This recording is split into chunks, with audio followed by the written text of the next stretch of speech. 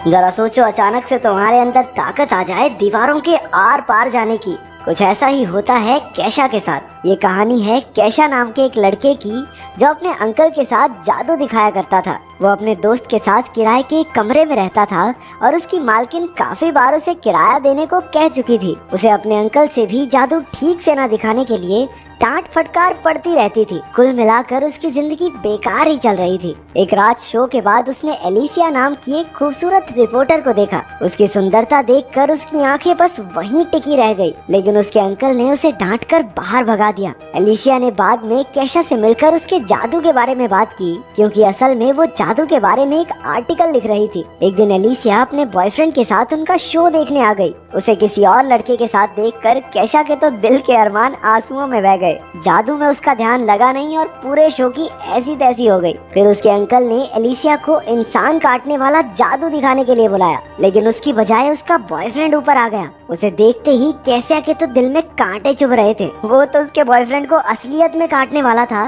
कि उसके अंकल ने जादू संभाला। बाद में अंकल ने उसकी इस खतरनाक बेवकूफी की वजह से उसे नौकरी से ही निकाल दिया। लेकिन कैशा का मानना था कि अगर गोलकीपर खड़ा हो तो क्या हम बॉल शूट भी ना करें। उसे कोई परवाह नहीं थी कि एलिसिया का बॉयफ्रेंड है, वो तो बस उसे पटाने में लग गया। उसे लगता था कि अगर वो अमीर और हैंडसम होता तो एलिसिया जरूर उसकी हो जाती, लेकिन ऐसी किस्मत उसकी थी नहीं। इसके बाद उसने चुपके एलिसिया और उसके बॉयफ्रेंड का पीछा किया, लेकिन उनके घर में तो बेहद टाइट सिक्योरिटी थी। कैशा हताश होकर नीचे ही सिगरेट पीने बैठ गया। अचानक एक भिखारी आया और उसकी सिगरेट जला दी। फिर उसने कैशा से $20 उधार मांग लिए। इसके बदले उसने कैशा की कोई भी इच्छा पूरी करने का वादा किया। कैशा बहुत निराश था, इसलिए उसे कोई फर्क नहीं पड़ा कि ये भिखारी क्या बक रहा है। उसने उसे $20 दे दिए, लेकिन उसी वक्त भिखारी अचानक से गायब हो गया। कैशा हैरान होकर खड़ा हुआ और अपने आप जादू से दरवाजे के आर पार हो गया। इसके बाद हमने देखा कि अगली सुबह उसके अंकल ने उसे कॉल करके वापस काम पर बुला लिया, क्योंकि वो अकेले कुछ संभाल नहीं पा रहा था।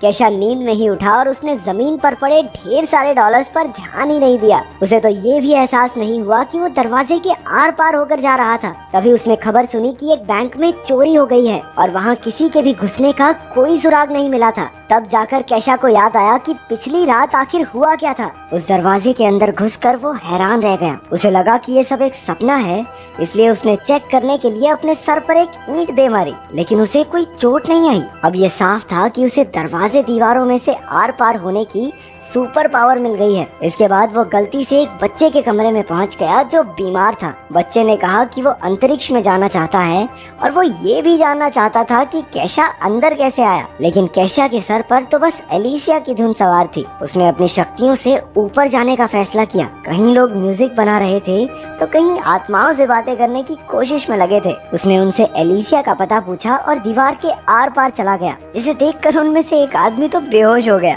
इसके बाद वो एलिसिया के घर पहुंचा, जहां उसके अपने बॉयफ्रेंड के साथ गुलू चल रही थी। कैशा ने बाहर से अजीबोगरीब आवाजें निकालकर उन्हें परेशान करने की कोशिश की। जब इस तरीके से भी काम नहीं बना तो उसने एक पेंटिंग में घुसकर एलिसिया के बॉयफ्रेंड को बुरी तरह डरा दिया। बाद में उसे याद आया कि वो शक्तियां मिलने के बाद बैंक गया था और उसने ढेर सारे पैसे निकाल लिए। अब उसकी जिंदगी एकदम बदल चुकी थी। उसने एक ऑडी भी खरीद ली और ऐश की जिंदगी जीने लगा। एक दिन जब वो अपनी गाड़ी में कहीं जा रहा था तो उसे एक पुलिस वाले ने रोक लिया। उसने अपनी शक्तियों का इस्तेमाल करके पुलिस वाले के जूते बांध दिए और उसे चकमा देकर भाग निकला। शाम को बैंक वाले उसके घर तक पहुंच गए, क्योंकि वो खुद ही बैंक में कागज पर अपना नाम और पता लिखकर छोड़ आया था। वो लोग उसे पैसे चुराने के लिए पकड़ने आए थे। तभी घर की मालकिन वहाँ आ गई और उसके दोस्त ने उसे बताया कि घर पुराना होने की वजह से अब गैस की पाइप कमजोर हो चुकी है। लेकिन वो तो कुछ सुनने को राजी ही नहीं थी। उसने गैस जला दी और उसी वक्त पूरे घर में जबरदस्त धमाका हुआ।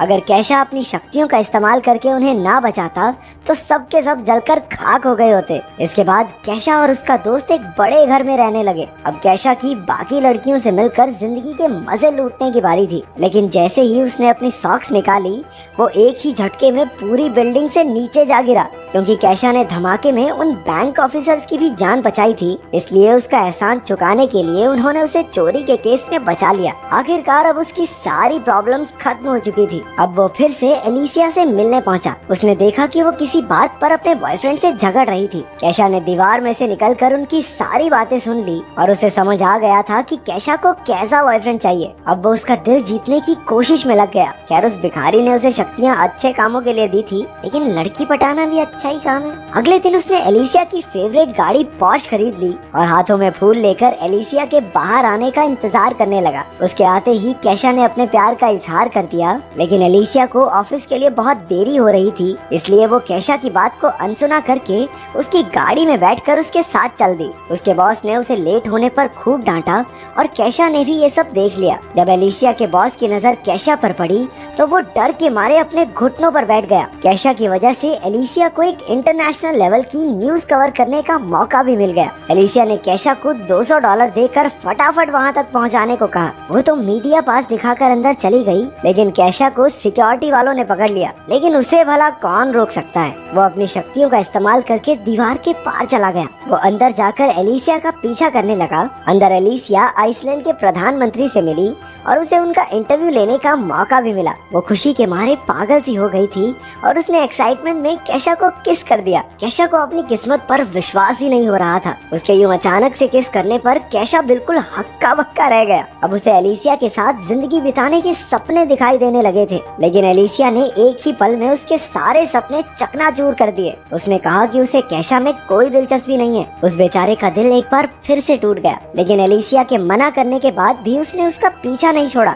उसके करीब आने के चक्कर में कैशा उसके ऑफिस में आ पहुंचा और दीवार के पीछे छुपकर उसे छूने लगा। वो छिपकर एलिसिया को किस करना चाहता था, लेकिन अचानक वहाँ कोई दूसरा आदमी आ गया और कैशा का निशाना चूक गया। कैशा की ही वजह से एलिसिया के बॉस ने उसे एडिटर इन चीफ की नौकरी ऑफर की। उसने ये सब इसलिए किया क्योंकि गाड़ी में एलिसिया ने बताया था कि एक दिन उसके आर्टिकल्स पूरी दुनिया पढ़ेगी और एडिटर इन चीफ बनना उसका सपना है। लेकिन इतनी कोशिशों के बाद भी एलिसिया उससे इम्प्रेस नहीं हुई। वो अब भी अपने बॉयफ्रेंड को ही चाहती थी, जिससे बेचारे कैशा का दिल टूट गया। अब वो दिल टूटा आशिक बनकर उस बीमार बच्चे के साथ ही टाइम पास करने लगा। उसे पता चला कि उस बच्चे की माँ उसका अंतरिक्ष में जाने का सपना पूरा करने के लिए $1.5 लाख इकट्ठे कर रही है। कैशा ने बच्चे की बात पर ज्यादा ध्यान नहीं दिया और फिर से एलिसिया के कमरे में जा पहुंचा। एलिसिया और उसका बॉयफ्रेंड पहले ही सो चुके थे। एलिसिया ने उसे दीवार में से घुसते देखा और उसे लगा कि वो एक सपना देख रही है। कैशा ने भी मौके पर चौका मार दिया